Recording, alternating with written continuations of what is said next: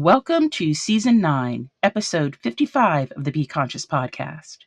Today, I'm pleased to interview Marni Battista, life strategist, transformational coach, podcast host, and author. Listen in as Marni shares how she helps successful women find the courage to stop letting life live them so they can start living life on their terms.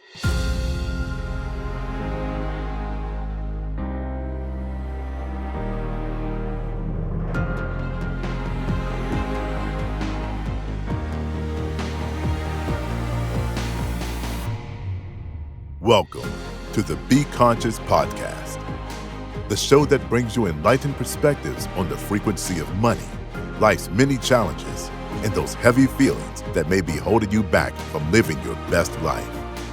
And now your host, Dr. Susan Nicholas.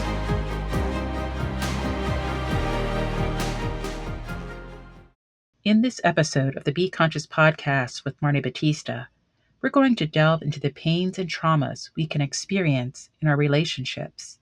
Whether you are evaluating your relationship with loved ones or the relationship you have with yourself, one essential thing is your mental presence and clarity of thought. Something that has helped me on my conscious journey with my mental clarity and alertness is Magic Mind. Magic Mind is a tasty, clean, and organic 2-ounce mental performance shot that keeps you at peak mental performance throughout the day. No more of those midday energy slumps. Now, if you're looking for an alternative to the jitters and the ups and downs of caffeine, or if you simply want to enhance your favorite energy drink, give Magic Mind a try. You'll wonder what you ever did before Magic Mind, and if you're anything like me, you'll look forward to it every morning. The Be Conscious audience gets a 48% discount on subscriptions or 20% off single orders with code BeConscious20 at checkout. That's www.magicmind.com/BeConscious20. Now let's get back to our interview with Marni. Marni, welcome to the Be Conscious podcast. So happy to be here. Thanks for having me. Marni, it is so great to talk to you about relationships. I believe that's kind of the crux of everything that we experience in life is about our relationships, whether it's our relationships with romantic partners, family members, friends, acquaintances, or the relationship that we have with ourselves. I would love it if you would help the audience and help me to understand the Marni before and the Marni after what you are doing today. Was there a catalyst or something that led up to the relationship coaching that you do right now? Yeah. So, I think I'm in my I guess I'll say late 50s at this point. And so I think there's been a lot of catalysts, I got divorced. I was 38. I was married for 17 years. I had 3 small kids. I had to sort of reinvent my life and figured out that, I was sort of the common denominator in all my failed relationships. And that was really the springboard for which I, ultimately decided to start doing coaching around helping women. And what's interesting is that at that time,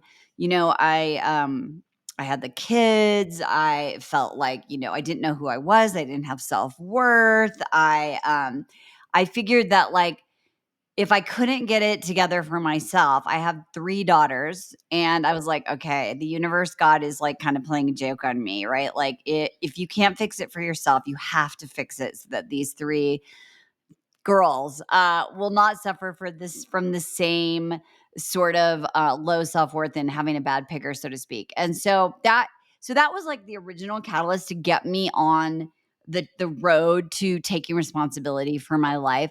The interesting thing that I can say looking back on it now, after being with my second husband for 15 years, is that, and this I think was the next catalyst was, I set up this business and I did the thing and I created the success and I built wealth and I had my home and I had the cute, handsome husband and I had the great website and my kids were doing great. And all of those things, were sort of happening. And when I was doing that, I was sort of on autopilot and I didn't even realize it, which is really interesting because I think that when we have, I'm going to call them traumas with a capital T, like a big loss Mm-hmm. or a divorce or abuse, we're like, okay, this is the thing. I'm going to get through this thing and then I'm going to do the next thing and then I'm done. Right. And I that when we're in, and then we're like, oh shit, right? Like life isn't like that. And so in 2019, my father died. My mom had died like 10 years before.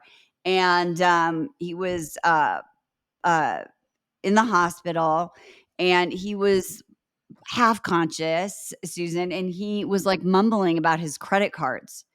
And I was obviously like devastated and he was remarried at this time to a really lovely woman he was in love with and I just had this fleeting thought cuz I was so overwrought with grief, but I had this thought of like is this really like at the end of your life like what you're thinking about? Like your credit cards and the bills you have to pay and money and I just it like hit me and it kind of like put a pin in it.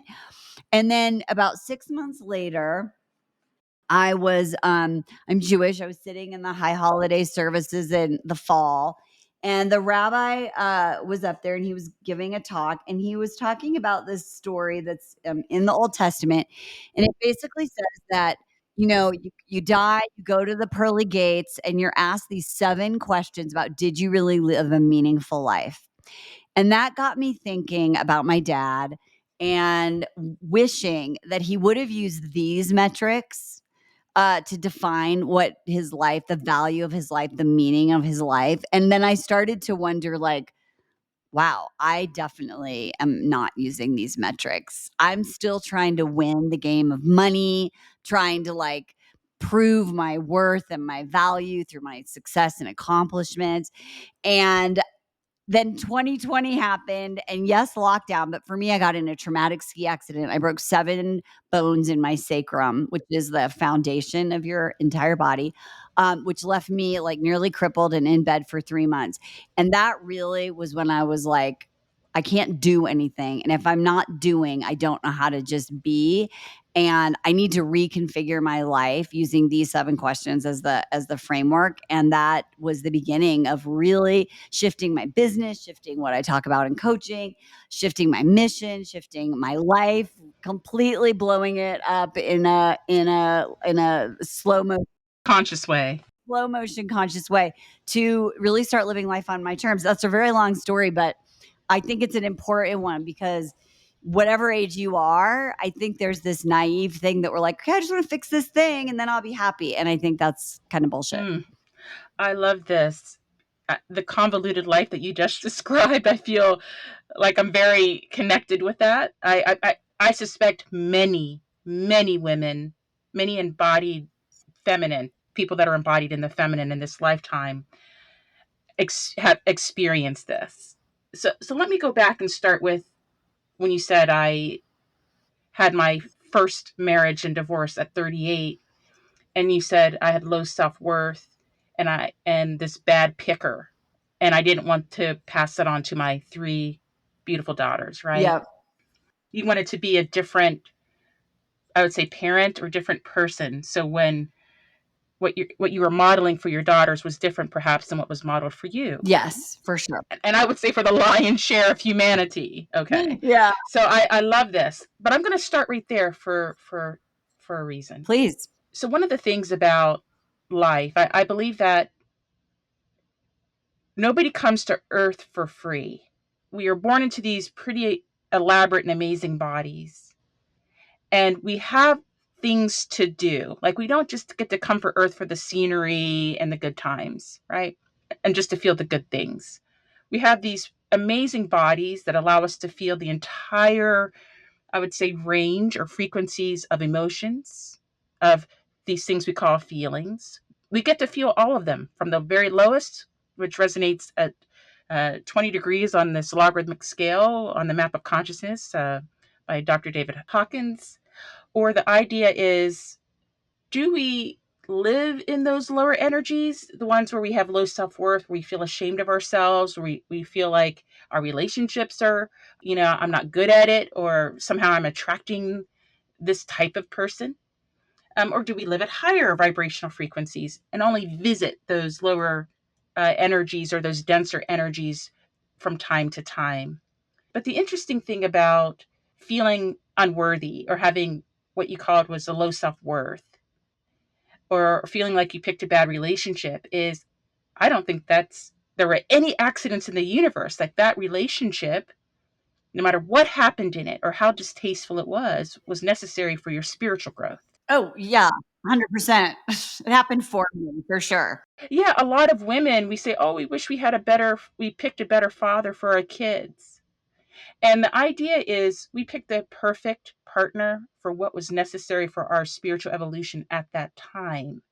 And so I think when we can, I would say, see it in that way, that I believe that relationships, no matter what the nature of them are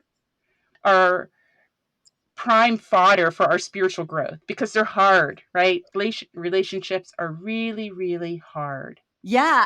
And so they teach us something about ourselves. If we're not careful, they teach us something about ourselves. Yeah, and I would take it even because I was thinking about this, recently, in that I took it back even further, right? Because I was thinking about, my family relationship, and I had a very dear, friend of my parents. Both my parents are, passed away, and I got to spend this amazing weekend with my parents' best friends, and we were sitting around the table, and, this guy was like an uncle to me, and he was like, "So, how was it growing up knowing you weren't the golden child?" And I literally was like, Mm, "Oh my god, like, you noticed too? Like, like, I didn't make that shit up. You're asking me this question as an adult." And the reason why I'm sharing this with you is because for so long, I was like, "Why did this happen?" Right? Like, this is the origin story. Why did I have so low self-worth? Well, a lot of it was, like, my brother was clearly the favorite, right? And all the stuff that happens. And so one of the things I did was I went back and I rewrote the story of why this happened for me. And but not just to like bullshit myself or like reframe it, but like really, really like why did this happen for me, for my soul's journey? And when I got to that and I had to rewrite it, Susan, like 20 times because like I didn't believe it. Like I'd write it and be like, no, I'm just telling myself mm, some mm, whatever. And then it hit me. My brother, after my dad died, a lot of things happened where he had a lot of like unresolved anger toward both of my parents. And he's, I'm 58, so he's like 55 or whatever. And he's like devastated. And he's starting this spiritual journey at this point in his life, going to therapy, like awakening, right? mhm, And so I went and I wrote this thing and I was like, literally, my soul was like, girl, you can handle this shit. We're going to just give you this right now. This is going to be your story. You're going to have this low self-worth. You're not going to be the favorite. Like, and you're going to meet this guy and this is perfect because by the time you're in your 30s, um, and I started going, my marriage was unhappy, my first marriage, like, immediately basically. So I started going to therapy and doing all this like work on myself in 22. And so by the time I wrote the whole story, I was like, thank God, like I've had 30 some years to start taking responsibility for what goes on between my ears, for really falling in love with myself, for intentionally working with my soul's journey and developing a spiritual approach to life. And so I believe so strongly in what you're saying that I'm so, so grateful that my soul has had this journey and that it started out that way. Because if I could, they say in the 12 steps, if you walk into the rooms where the meetings are and everybody puts their crap in the center and you could pick anybody's crap, you'd still pick your own. Right. right. And so I'm like, I'm definitely picking up my own, right?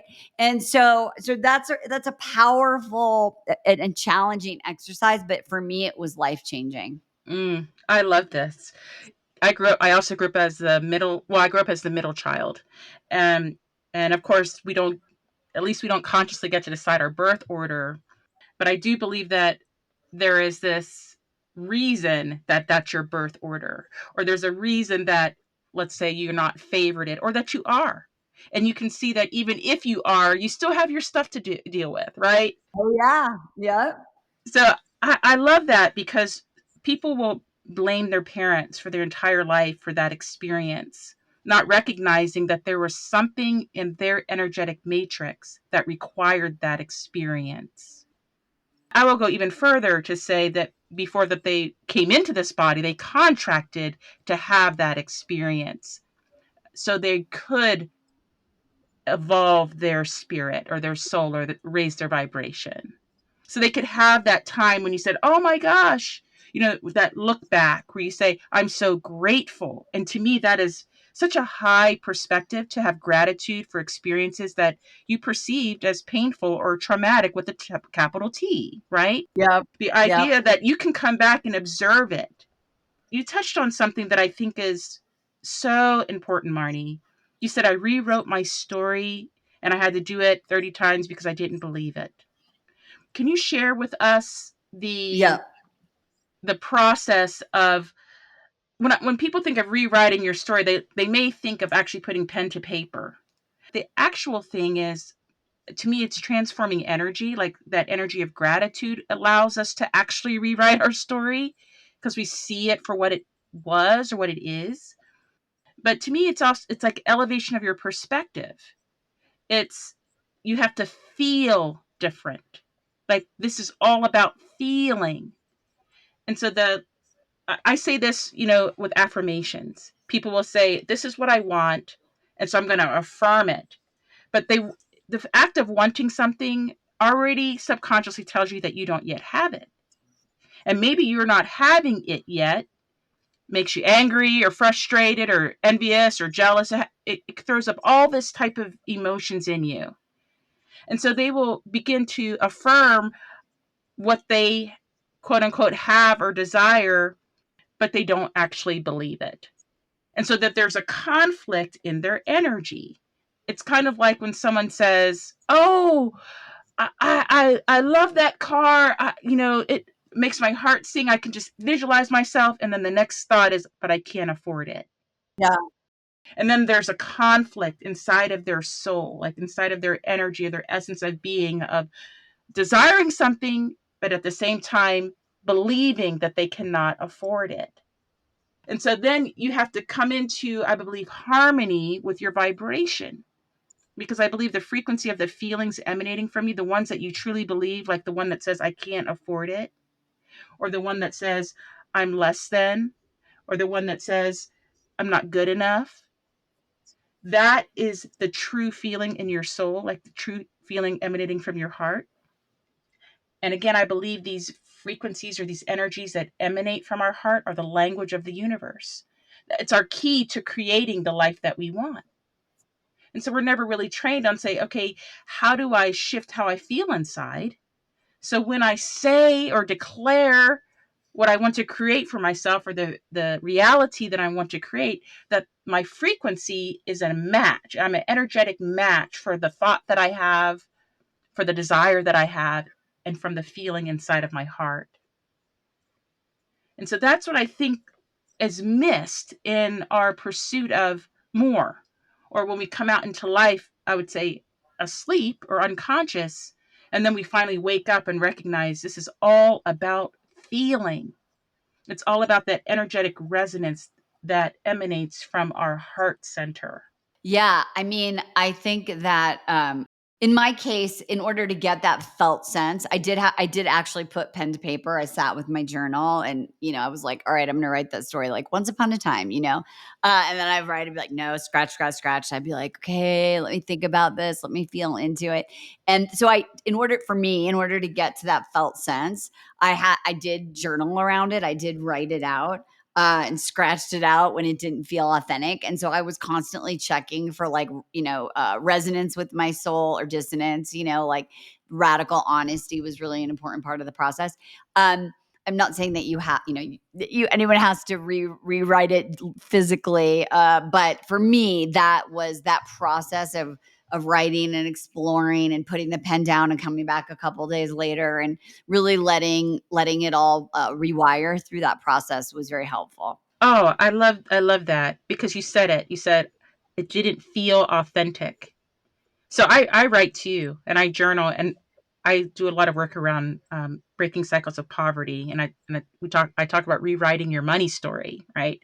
And so yeah, it is a Right. pen to paper exercise, but the idea is what you put on that paper. That's a vibration. So when I Yes. think of something that then gets translated into writing or whatever creative mode that you have, speaking, then there's a vibrational resonance to it. And the question is that resonance an authentic one? Does it feel right? Or does or when you say stuff or put it on paper, is there a lot of conflict and anger and all this other stuff mixed in there? And of course there's going to be when you're unconscious about it, when you don't have gratitude about it, when you don't have awareness. So one of the questions that I like to ask is when was the first infraction to my self-worth? Where was that, or when was that, if you will? When was the first time I felt unworthy? Mhm. Because then when, let's say if I begin journaling like that means I have awareness that there's a feeling in me that feels like it's not good enough in some way, or not deserving enough in some way, or somehow injured, right? Some part of me is traumatized.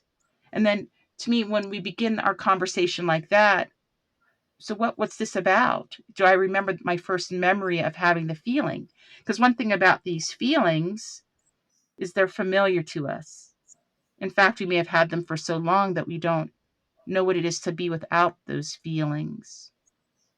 And so some people come into life and they don't have relationship stuff, or they don't have self-worth stuff. They have an abundance of self-worth. And some of us do not. So whatever it is that is ailing your soul is not the same for every person that's incarnated. We all have our stuff, no matter what form it takes. Because, I believe that it's really, if you can believe that you inherit your genes, like your physical, or we call them phenotypic traits from your parents and grandparents and great grandparents and so on and so forth, all down the line, could we also inherit the energies of past generations, the belief systems? And so if one of them is encoded in our DNA, those traits that create our physical characteristics, what about our emotional or mental or even spiritual characteristics? And most of us can relate to this when we think about talent, something we call talent. It's kind of intangible, right? Like it's an ability that you have, but it's not, no one would think it's strange that you say, oh yeah, my father can sing and I can sing. I get that from my dad. To me, that's an intangible ability or quality that's outside of your physical trait, but we can accept that we inherit that. But what about things that we don't like fears, certain fears or feelings with us? That it seems like some people have the lineage where people are have suicidal ideation. They struggle with their existence, and it's not just one person in the family. There's several people in the family with it. And so you have to begin asking yourself, perhaps when we were little babies in our tiny bodies, yeah, we have a new embodiment, but our soul or the frequencies that we come with are ancient. And then we come into the next embodiment, if you will, to transform that was not transformed in prior lifetimes. And so I think if we can have a perspective like that, at some point, we may not have it right away, we can forgive ourselves because we're like, wait a second, there were lineages, there were eons of people that have come before me that weren't able to transform it, or else I would not have this feeling in me. I would not have carried it into this life. And then to me, when you have that place of forgiving yourself, you might forgive all the others because you recognize how difficult this is. You might forgive your parents for what you perceive how they wronged you, or what they came into the life with. And then that forgiveness and what you call that gratitude. Now, uh, I think you might not be grateful for what you felt or what you experienced, but you can be grateful that it was brought into your awareness. So now that you could transform it in this lifetime, you don't have to carry it over. You don't have to hand it down to your daughters. And so I believe that's really what this is all about, coming into higher awareness about who you are truly and what did you actually come here to do. I mean, if for sure, like my mission, my impact, what I'm here to do I wouldn't be doing what I'm doing if I didn't have the journey of my life. And so, uh, and it takes a lot of courage to, as you said, like be in that space where you can let go or release the attachment to the story of being the victim of circumstances or the victim of your life. So it sounds all like, great when you talk about it, right? I think it's important to realize like it takes a lot of courage, it takes a lot of process, it takes a lot of support, but commitment and intention creates transformation. And that action that you do to do that, like doing the journaling, listening to the podcast, asking the questions, all those things make a difference. I think it also takes time, right?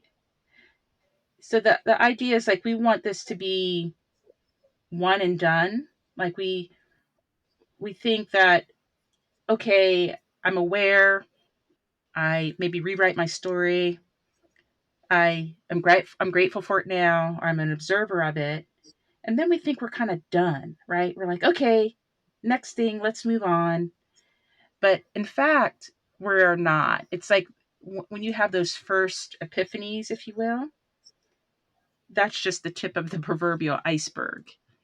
Right, right, right, But the right. good news is, you think about what could I do? I could live my life the way that I have been, cycling through dramas and traumas over and over again, never elevating my frequency and feel this until I die. It's kind of like being on the deathbed, being worried about bills, right? Right, right, right. Or do each time that I go through the act of transmuting energy or transforming it, I develop tools and spiritual tools, if you will. So when the next thing comes up, or when that zombie energy comes back again, the one you thought you were all done with, then you know what to do to transform it, that you don't hold it in your energetic matrix any longer, that you get better at it, better at, I would say, life or the game of life, because you realize it's all about feeling. It's all about feeling. I was hoping we could now talk about your second catalyst, about the second marriage. Everything's good, like the business is successful, got the cute husband, more aligned. You're working on the wealth thing, the self-worth. The kids are thriving, but then you said, oh, but I was on autopilot. And the couple of questions I wanted to talk about here is how we define success. Because I think when we're in this second phase of our relationship journey, like the first one really hurts a lot. And then the second one, you feel like, oh, this is better, or I'm different, I'm better. So you can attract a different, better mate, if you will.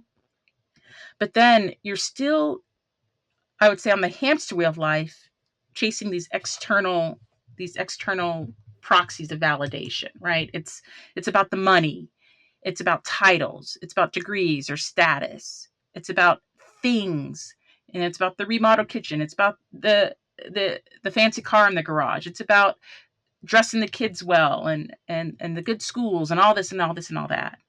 And then you realize it still leaves you empty, that still all of those pursuits were to validate you, like to make you feel like you're good enough or worthy, or maybe that you're playing the game the right way.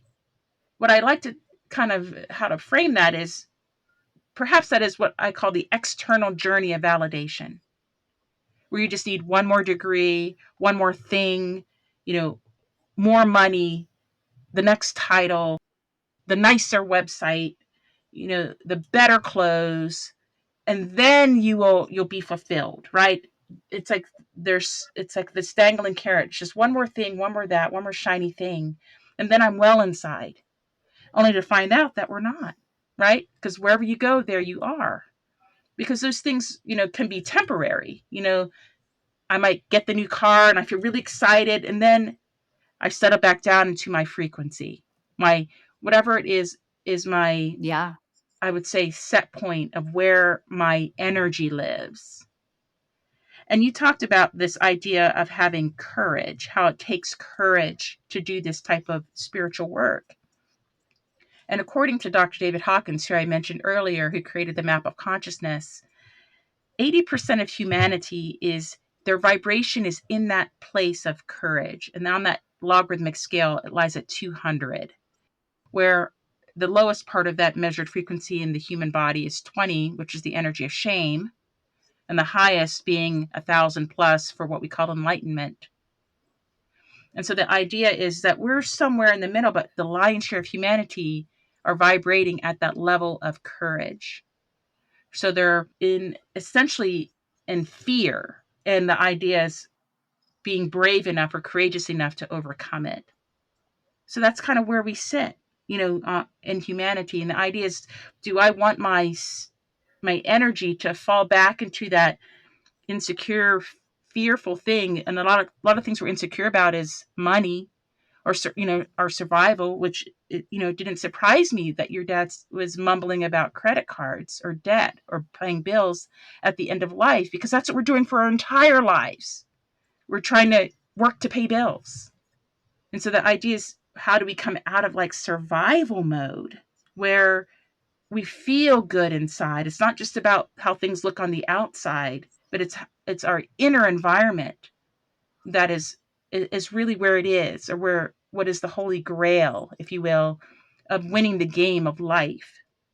So I wonder if you could share with us that second catalyst where you said you're on autopilot. What was going on inside of you? The outside seemed like it was looking okay, but what was happening on the inside?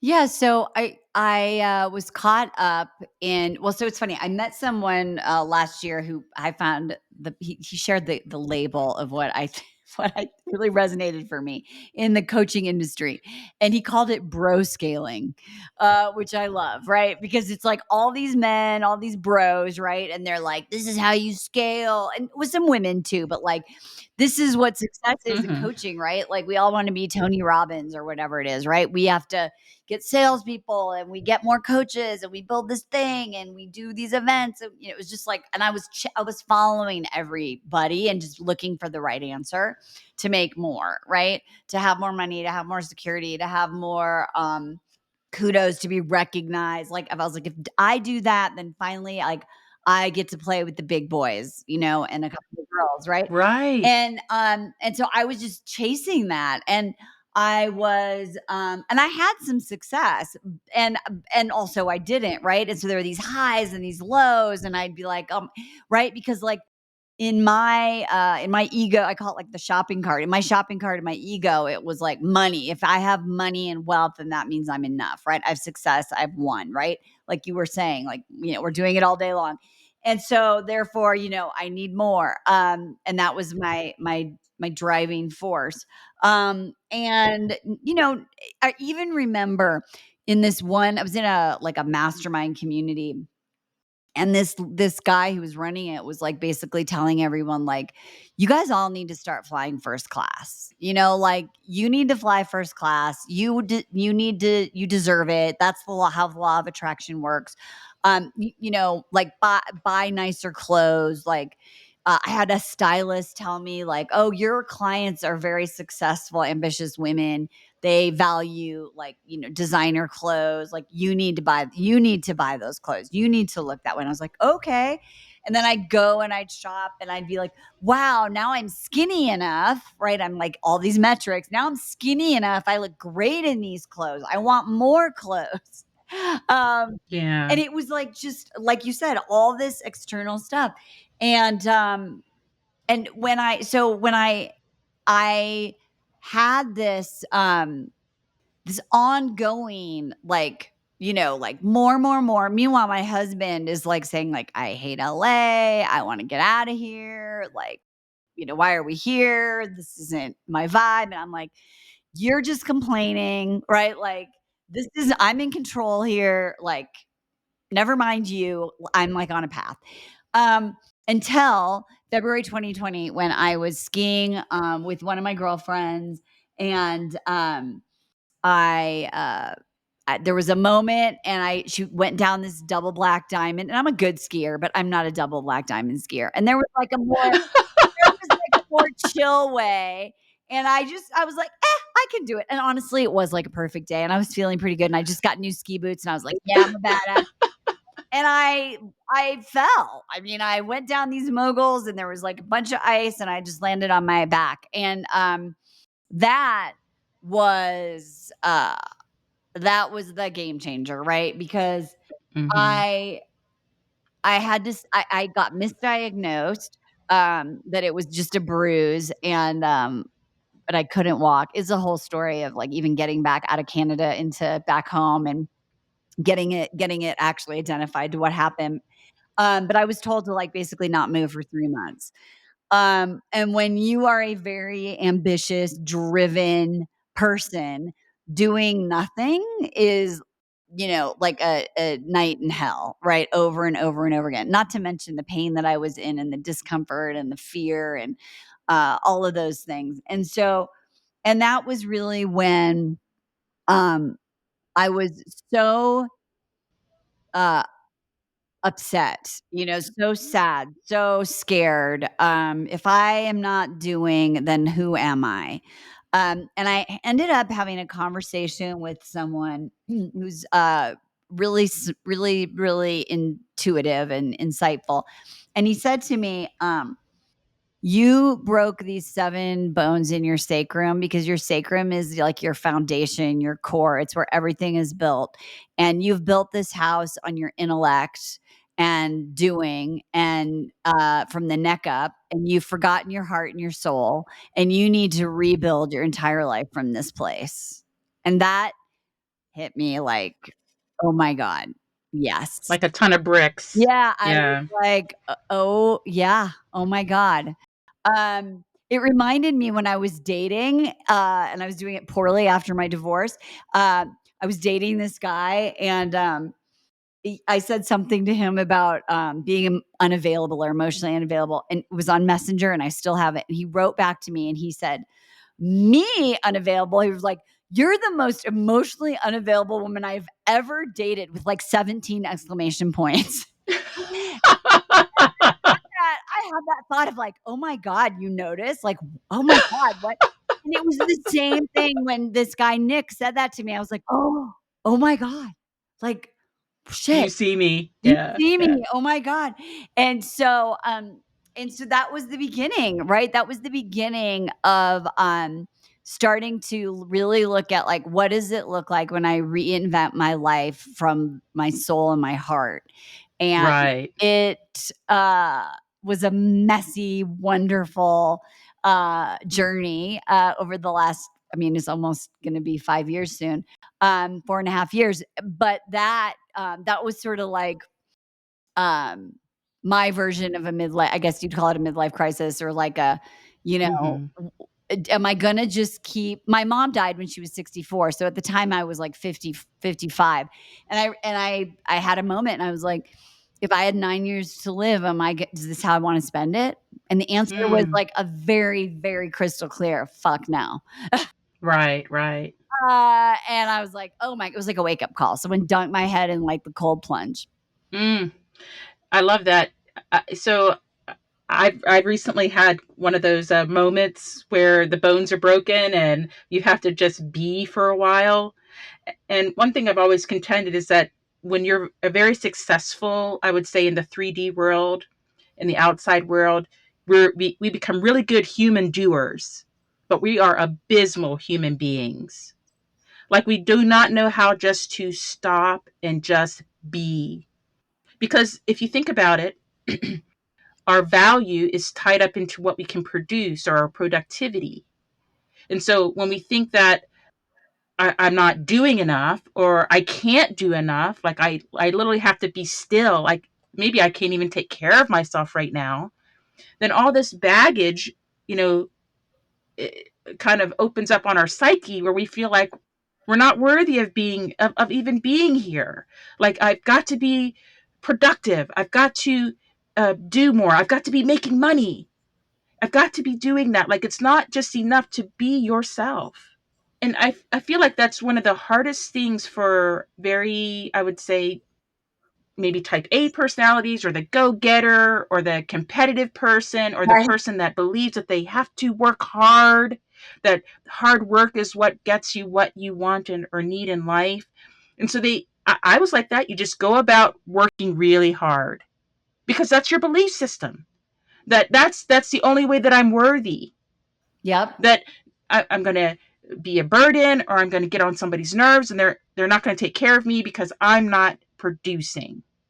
Well, I tell you what, when we are in that kind of tireless mode of just more and more, and if I just have this, then that will be all right, or I will be all right. If I can just get this last thing or this one more thing, that is when I believe the universe throws that wrench, puts you on your back, literally breaks your bones so you cannot walk, you cannot move forward until you deal with your shit.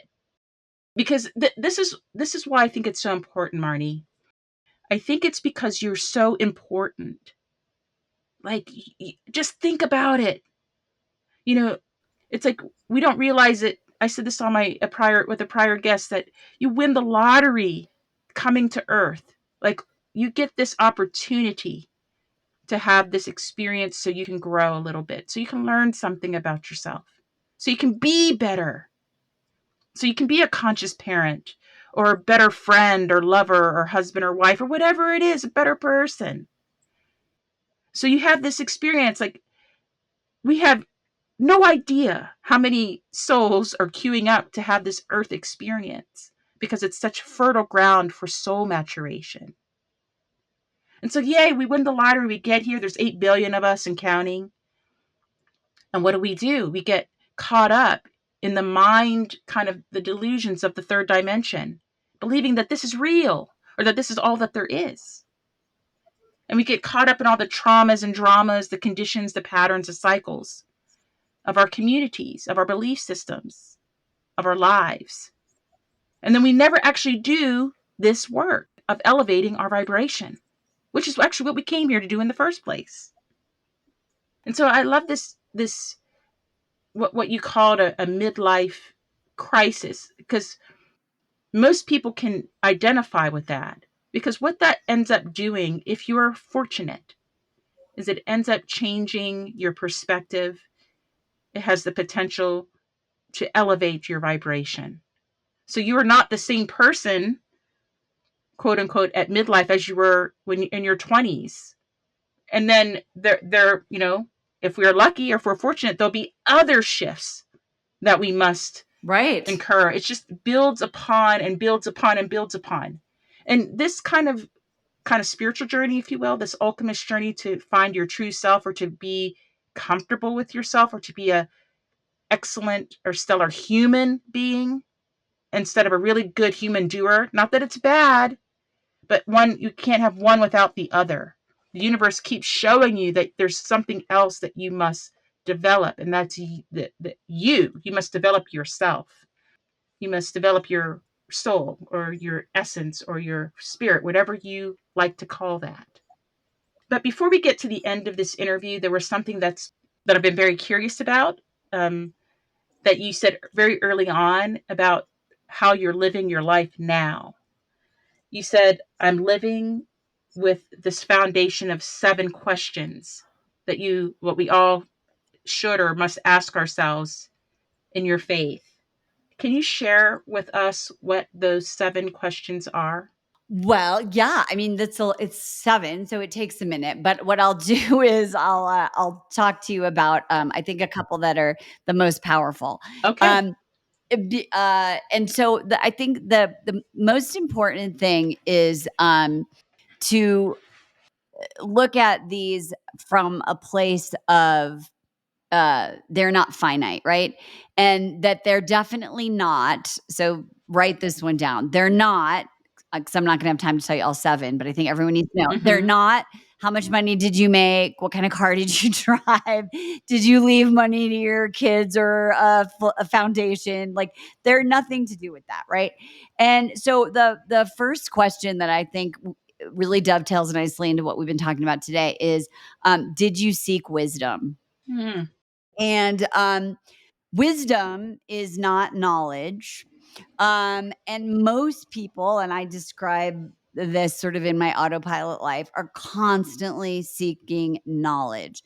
They are constantly asking how.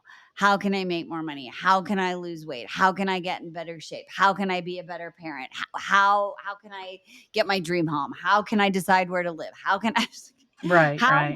right? And we believe, right, the rules of the world, like you were talking about, are like, if I have knowledge, then I will win. And the more, and there's the right knowledge, right? So just think about your Instagram feed or your Facebook feed. It's feeding you like hooks Mhm. to click on to get the thing you feel like is going to be the information you need to solve your problem. Right, but it's also, like, and stuff, like you said, it's not just about knowledge about, but we also feel like we wanna know stuff, but we also wanna have stuff. Like, what I call these proxies of our value or our worth. Well, yes, yes, absolutely. So, but for this question, did you seek wisdom? We're talking about understanding that the pursuit of knowledge does not give you what you think will make you happy, right? Oh, yeah, yeah, if I can, like, dovetail on that, one of the things about knowledge versus wisdom, and one thing that I like to, highlight is that age does not confer wisdom. We'd like to think that just as we get older, then by virtue, we're gonna become wiser. But it's not true because we've all witnessed people that have come what we would call into old age or the end of their lives, and they're not wiser. Correct, right? Yeah, so it's different. Like it's not about age, it's about something else, right? An inner knowing, I believe. Absolutely. And so the one of these spiritual questions is, did you seek wisdom, right?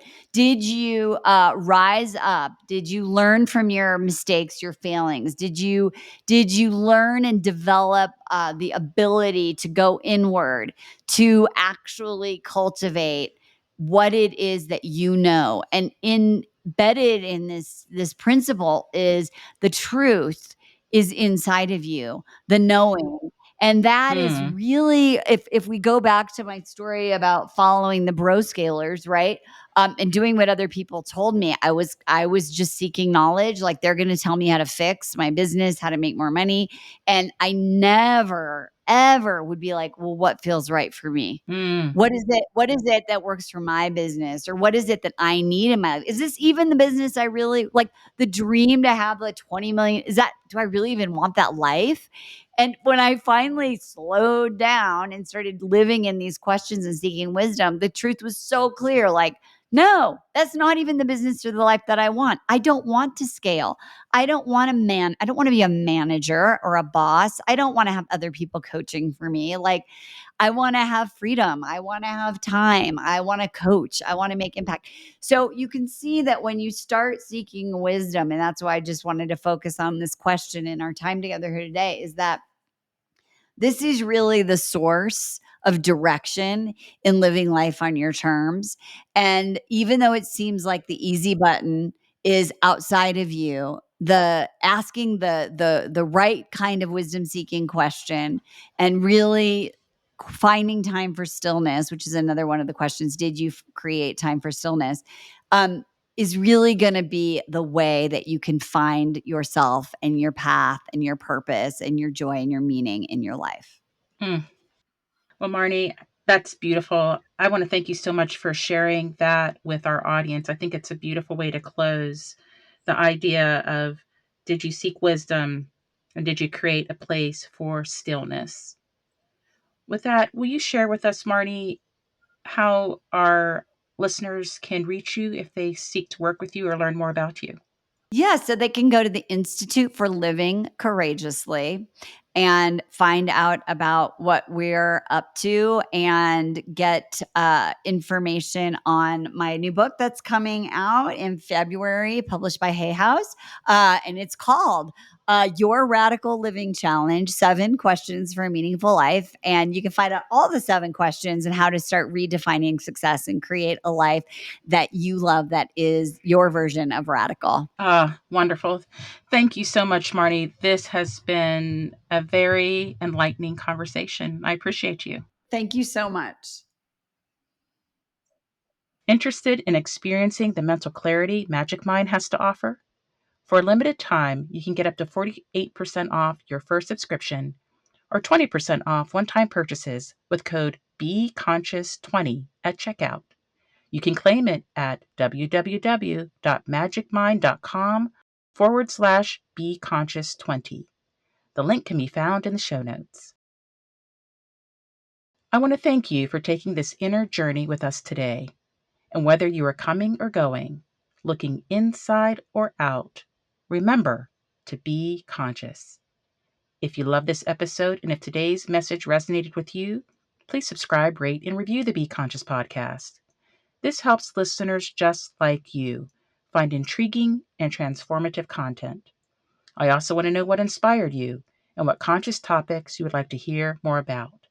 And if you want, you can share those thoughts and questions with me at info@susannicholas.org.